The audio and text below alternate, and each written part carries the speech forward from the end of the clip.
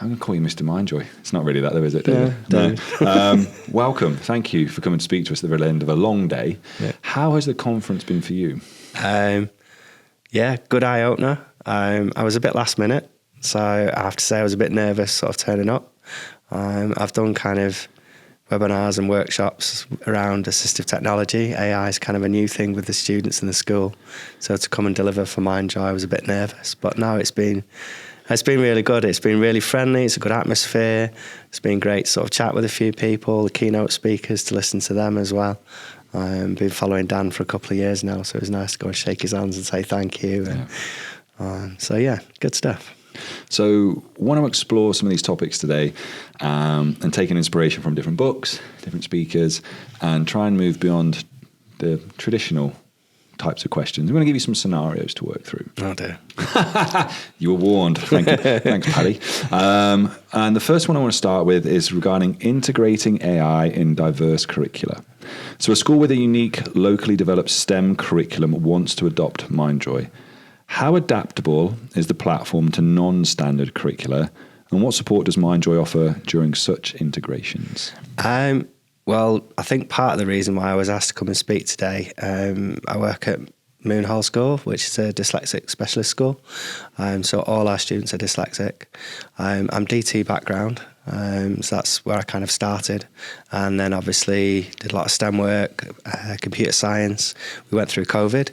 So this is my 4th year as assistive technology lead. So we look at how assistive technologies helps the students in their learning.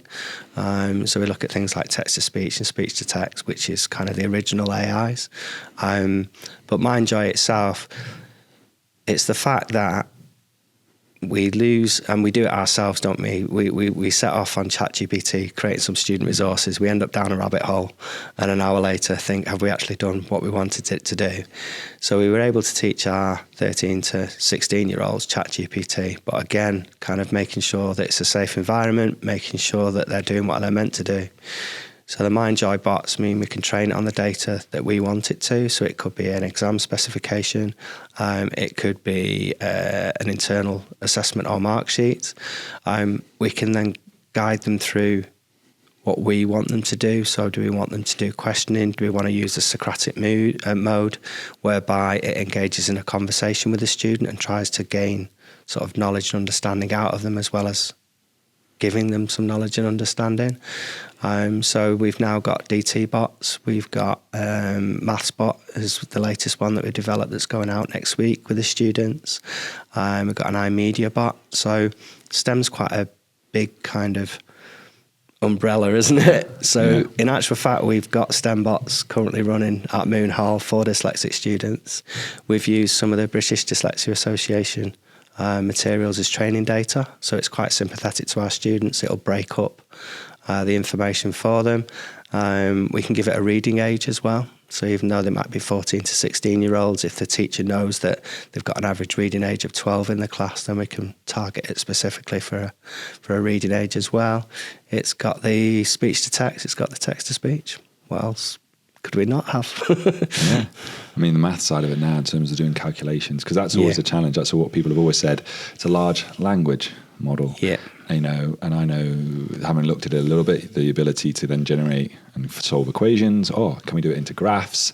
All those different types of things is a massive, massive help and a huge step as well. Yeah. Maths has been the big one, hasn't it? So we, with that, I say with our head of maths, we've developed this new maths bot. The fact that it's got a scientific calculator as an input as well means that students don't have to kind of play around. Everything's in one place. We were looking as well, so some of the students, when they write an equation on a piece of paper, so then they can save that as an image and they can drag that in and then get the bot to go through the equation with them. So that image input's quite helpful as well, particularly when they're doing things like going back over mock exams, which they do on paper. Yeah. So I want to challenge the status quo with this one, because obviously people, teachers, parents have concerns maybe over student time, concerns over how much screen time that students face in classrooms. So Mindjoy's AI tutors provide instant feedback, personalised learning paths. However, is there a risk that students might become overly dependent on AI assistance, potentially hindering the development of independent problem-solving skills? Yes, there is. I've got 14 and 18-year-old daughters at home as well. So as a parent, I understand it from a parent point of view as well as from a teacher point of view. Again, I feel as though that's all part of the education system, and us as educators, as well as educating individual subjects, it's whether we call them soft skills or life skills, it's about students understanding what they're doing, why they're doing, and then being able to self-regulate. The instant answer is the Socratic mode. So we're using an English helper bot at the moment, which guides them through their writing, whereas on ChatGPT, they just go in and go, please write me a creative passage. And it does it all for them. So we do show them what cheating is. I think it's very important to kind of make sure with our students that we're in a safe environment. So we like it with Mindjoy, the fact that it doesn't use their information as training data. I can monitor their conversation live as well, so if there's any issues, which helps me with assessment, but also helps with safeguarding.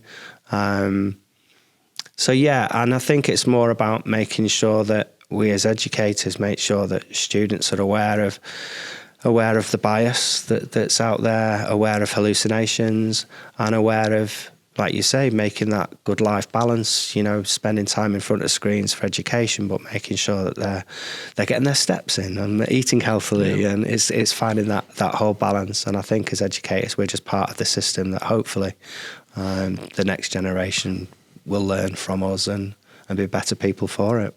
Amazing. I've got 2 questions left for you. Uh-oh. These are the 2. No, these are. He's not going to ask unless you have a pre-prepared answer. No. I won't ask you any music questions. Everyone's always been panicked coming and speak to me today. I'm going to have to have words with Paddy tonight. 2 questions. Yep. What has been the most unexpected positive outcome observed from schools implementing Mindjoy's learning platform? Unexpected. I'm not SEN trained specifically. So I've got, like I say, I've got a DT STEM background. I spent 16, 17 years in state education, teaching classes of 32, 34 students in a DT workshop. You never feel as though you've got it nailed as a teacher. You never will. But you kind of think, right, I've got a little bit of a grip. I've got an understanding. And then, like I say, I then came to Moon Hall. I'm now teaching classes of 8 or 12. All our students are dyslexic. Majority of them have additional neurodiverse needs. And I'm starting to understand some of my students that maybe I misunderstood a few years back. We've got dyslexia within the family as well, so I kind of there's an empathy there as well. So the unexpected thing, I think, is with Mindjoy, the unexpected. We've got a careers one, and one of our students, our year 11 students, engaged, and then we asked him to write feedback, and his feedback was, wow, sir, that's the best thing you've ever created. And I just went, right, okay, and I took the plaudits for it. And then I kind of went away and I thought, but why? And I got speaking to his English teacher, and apparently, I believe it's PDA, pathological demand avoidance. Now, this is a student who wouldn't put his hand up in front of his peers and acknowledged that in year 11, he didn't know what he wanted to do when he left school, but he was perfectly happy engaging in a Mindjoy careers bot that gave him some advice and guidance, and then also steered him back to having a conversation with me, because that's what we wrote in the prompts. And then we've had some brilliant conversations since then, and it was just that I didn't realise that he didn't want to talk to a teacher. He wanted some information. Once he had that information, he was perfectly happy. So it's just another entry point, isn't it? Yeah. And I think that's it in terms of what does Paddy say as well? It's like, it's something along the lines of, I should hear this, like, what is it?